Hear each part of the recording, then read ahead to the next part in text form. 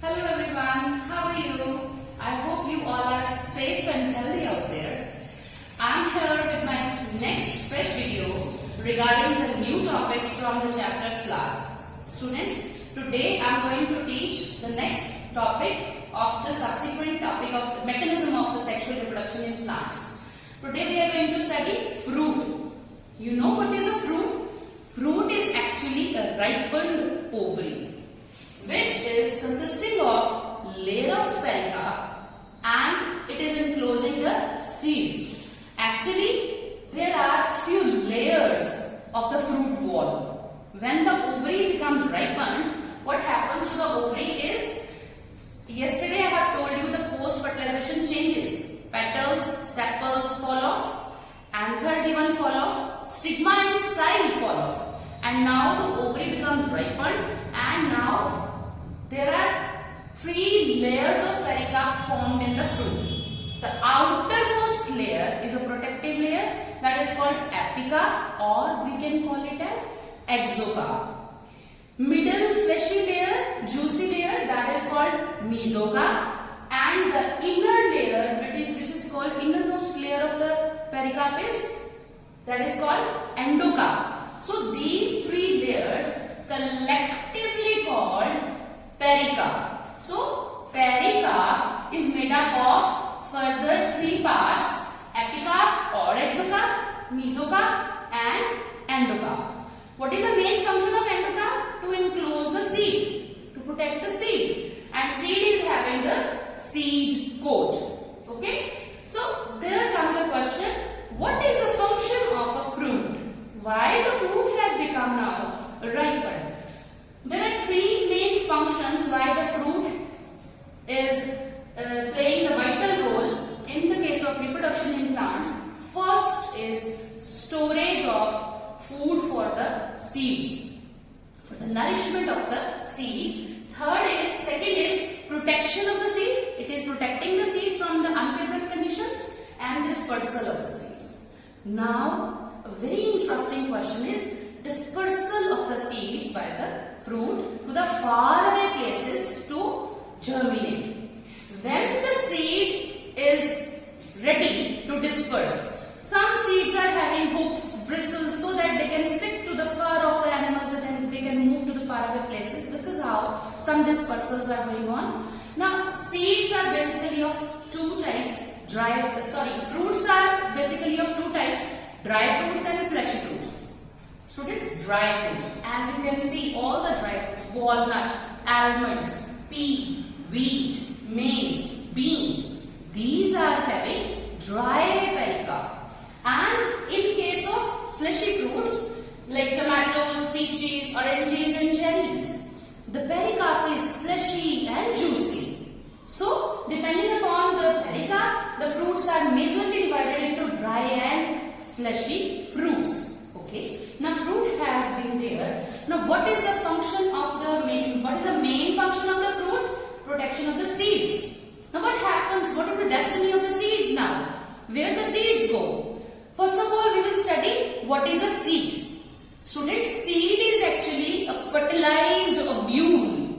What is the seed? Seed is a fertilized ovule. I always say ripened ovary is a fruit. So, seed is a fertilized ovule. And seed is having following parts. What are these parts? First of all, seed is having a seed coat. Its envelope, its outer cover. Seed is having a seed coat which is made up of 2 layers. There are 2 layers of seed coat which is protecting the seed inside it. Okay? The outer coat is known as testa and the inner coat is known as tegmen.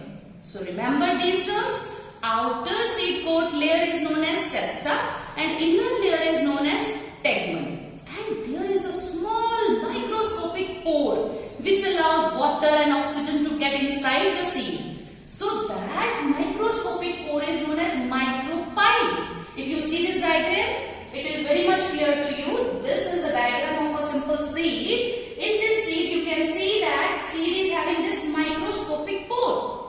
What is this microscopic pore actually? How it is formed? You know, when you peel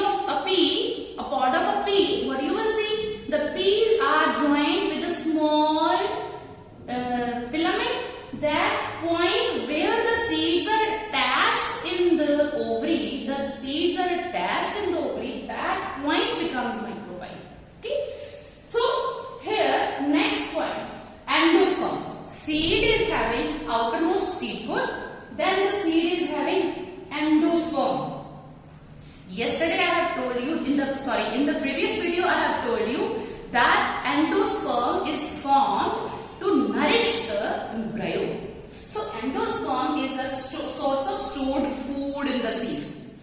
From where the seed is having food to nourish itself, that is endosperm. Now comes to the embryo, the baby plant, which will germinate and form a big plant afterwards. So embryo is a baby plant. Embryo is having two parts, radicle and plumule.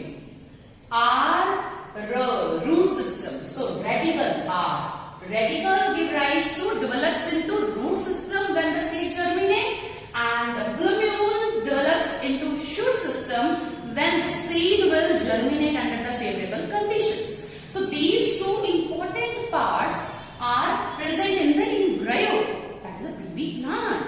Okay. So next, this part is cotyledon.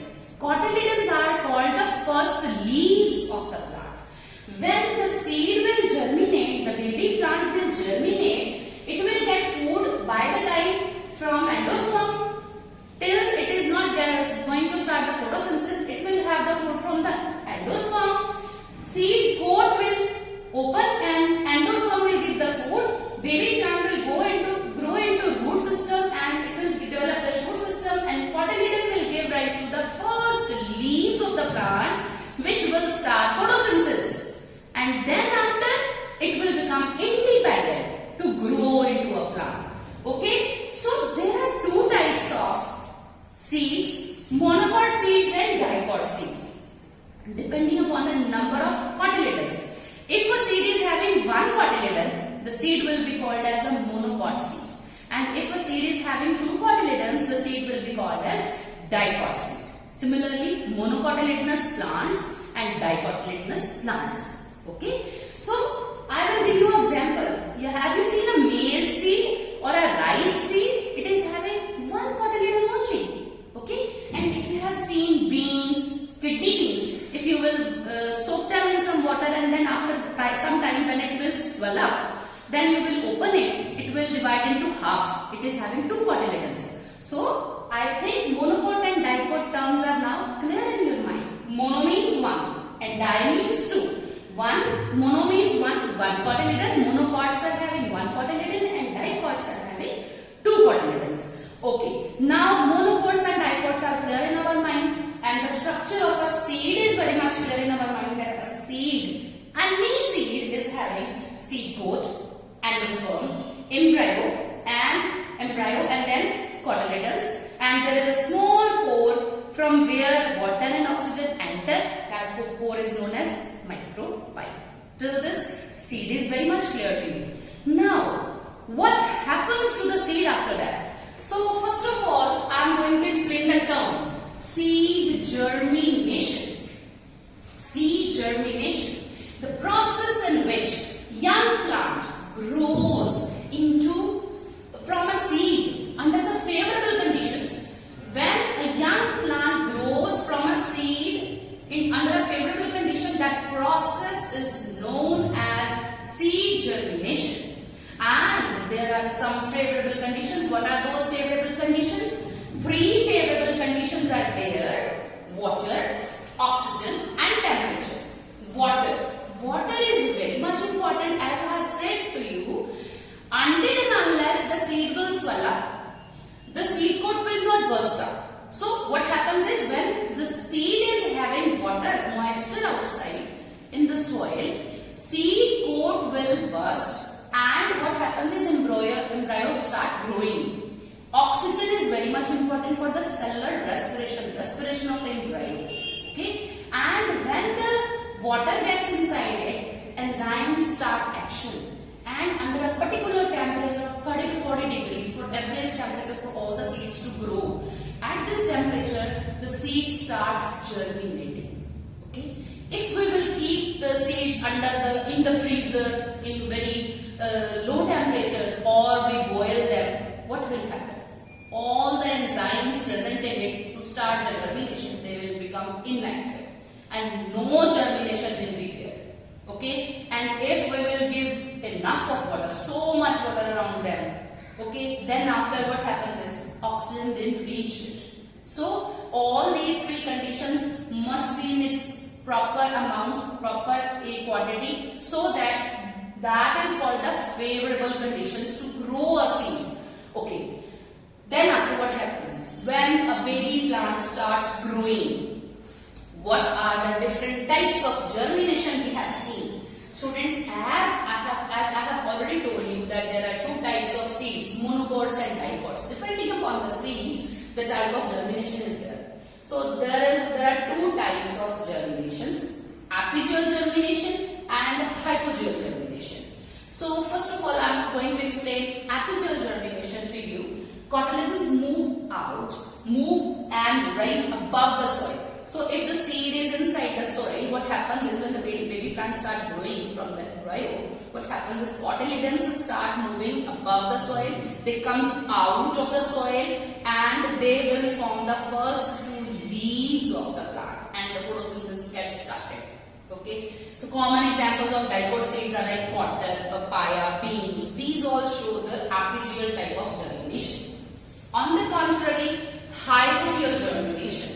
Cotyledons remain in the soil because monocot seed is having only one cotyledon. That cotyledon will remain in the soil and the plumule grows upward.